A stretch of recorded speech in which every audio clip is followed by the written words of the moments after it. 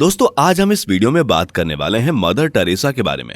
अक्सर mother Teresa का नाम सुनते ही हमारे दिमाग में पहला ख्याल आता है कि मदर टेरेसा एक संत थी, वह गरीबों के लिए अच्छा काम करती थी। लेकिन सवाल ये उठता है कि क्या मदर टेरेसा सच में गरीब लोगों के लिए काम करती थी या फिर गरीब लोगों का इस्तेमाल पैसे कमाने के लिए करती थी। इन्हीं सब सवालों का जवाब देने की कोशिश करेंगे हम अपने आज की इस वीडियो में।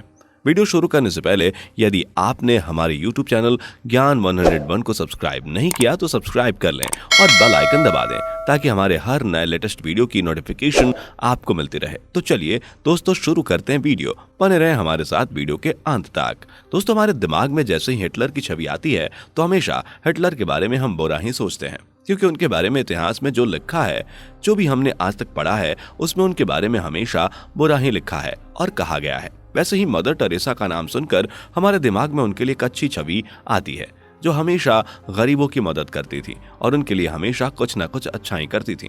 लेकिन मदर टेरेसा के बारे में कुछ काले सत्य ऐसे भी हैं जो इनकी उन छवि को एकदम से विपरीत दिखाती हैं।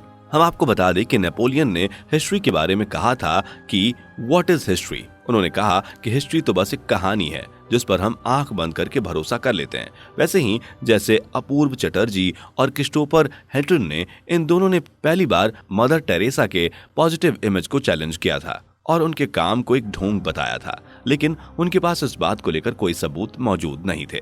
मदर टेरेसा की बात करें तो उनका जन्म 26 अगस्त साल 1910 को स्काप्जे में हुआ था। मदर टेरेसा ने अपने पिता को 8 साल की उम्र में ही खो दिया था। तब से उन्हें अपनी आस्था पर ही पूरा भरोसा था।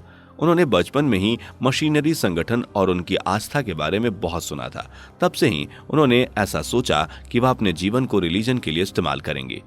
एग्नेस से मदर टेरेसा बनने का सफर साल 1928 में शुरू हुआ था, जब वह the black Madonna Shareen pray करने के लिए लेटनिस आई थी।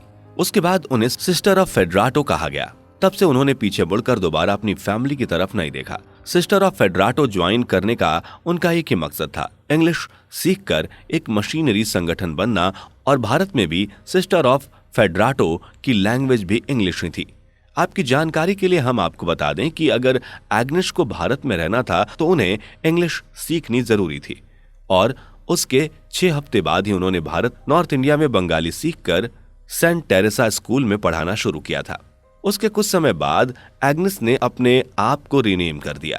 तब वह एक नन बन गई थी और उनका नाम था मदर टेरेसा। उन्होंने पब्लिकली सोलोमन वोब्स की उपाधि ले ली थी। सोलोमन वोब्स लेने का मतलब होता है कि उसके बाद वह ना ही कोई संपत्ति अपने पास रख सकती हैं और ना ही कभी अपने जीवन में शादी कर सकती हैं। उस समय मदर टेरेसा कोलकाता के एक स्कूल में टीचर का काम कर रही थी। उन्होंने उस स्कूल में 18 साल तक काम किया। उसके बाद उन्हें मदर टेरेसा की उपाधि दे दी गई। साल 1946 में कोलकाता में हर जगह कॉमनल राइट्स हो रहे थे और इस समय कोलकाता की हालत बहुत ही खराब हो गई थी। इसी साल मदर टेरेसा को कॉल आया था कि वह अपने स्कूल को छोड़कर गरीब लोगों की मदद करने को बाहर निकले, लेकिन कहा जाता है कि उन्होंने उस कॉल को अनदेखा करते हुए मशीनरी का काम करना शुरू कर दिया था। कोलकाता में उन्होंने म्युनिसिपैलिटी अधिकारी की मदद से पिलग्रिम हॉस्पिटल बनवाया और उसके बाद उन्होंने अपने ईश्वर को संकेतित करने के लिए मशीनरी के काम को और अपने हैबिट को बदल दिया और दूसरे कपड़े पहनने शुरू कर दिए।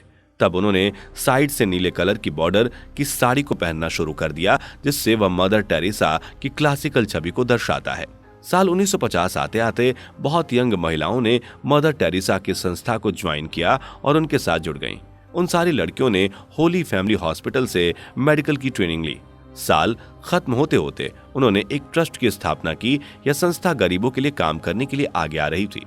बहुत से गरीब और बीमार लोगों की मदद के लिए मदर टेरेसा की संस्था आगे आई और तब लोगों को लगा कि ऊपर वाले ने उनकी मदद के लिए कोई फरिश्ता भेजा है जो हम जैसे लाचार और गरीब लोगों की मदद कर रही हैं। मदर टेरेसा को इस काम के लिए बहुत सारे सम्मान भी मिले।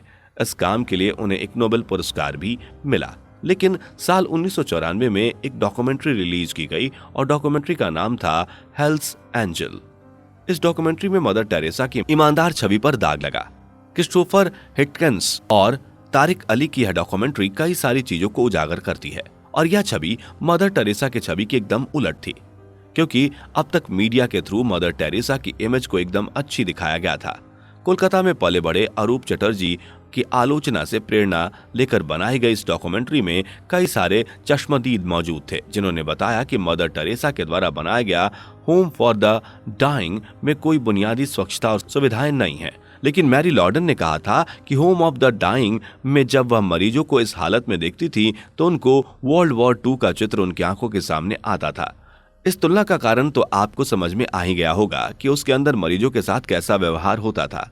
मैरी लॉर्डन ने आगे बताया कि सुविधाओं की कमी में एक 15 साल का बच्चा था। अगर उसे समय पर हॉस्पिटल में एडमिट किया होता तो उसकी जान बच सकती थी, लेकिन उन्होंने उसे एडमिट करने से मना कर दिया था। ब्रिटेन के एक मेडिकल जनरल रॉबिन फॉक्स ने बताया कि होम फॉर द डाइंग में एक मलेरिया से ग्रस्त पेशेंट को पैरासिटामोल की दवाई दी गई थी। आगे उन्होंने बताया कि डॉक्टर तो आते जाते थे, लेकिन सारे महत्वपूर्ण फैसले नन के हाथों में होते थे। लेकिन सवाल उठता है कि मदर टेरेसा के इस चल रहे नेक काम में ऐसा कैसे हो सकता है।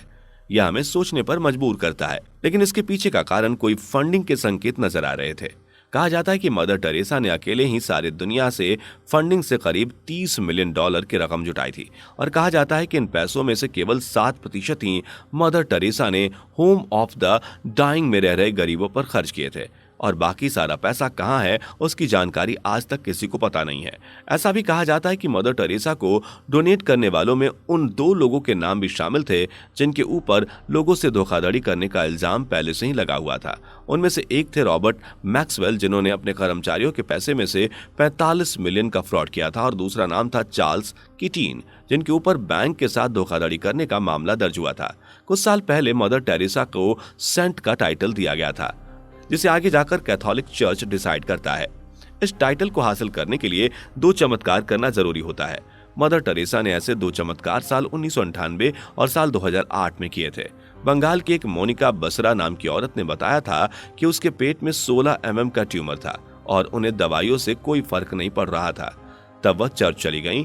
तभी उसने देखा कि मदर टेरेसा की तस्वीर से एक प्रकाश बाहर आ रहा था। वहां खड़ी सिस्टर ने वह रोशनी उनके पेट पर लगाया और उसके 8 घंटे बाद उनका ट्यूमर गायब हो गया। लेकिन मोनिका के पति का कहना था कि वह इस चमत्कार को मानते नहीं है, क्योंकि उनकी पत्नी को आराम तो रेगुलर दवाइयों को लेने से हुआ था। तो दोस्तों, ये थी आज की हमारी ये वीडियो कि क्या मदर टेरेसा सच में गरीब लोगों के लिए काम करती थी या फिर गरीब लोगों का इस्तेमाल पैसे कमाने के लिए करती थी। आपका क्या कहना है इस बारे में हमें कॉमेंट करके जरूर बताएं। हमें आपके कॉमेंट का बेसब्री से इंतजार रहेगा। उम्मीद करता हूं आपको हमारी वीडियो पसंद आई होगी। अगर आपको हमारी वीडियो पसंद आई हो तो वीडियो को लाइक, और अगर आप इस चैनल पर नए हैं तो चैनल को सब्सक्राइब करना ना भूलें। अपने दोस्तों के साथ वीडियो शेयर करें। मिलते हैं दोस्तों अपनी अगली वीडियो के साथ, तब तक के लिए धन्यवाद। Thanks for watching.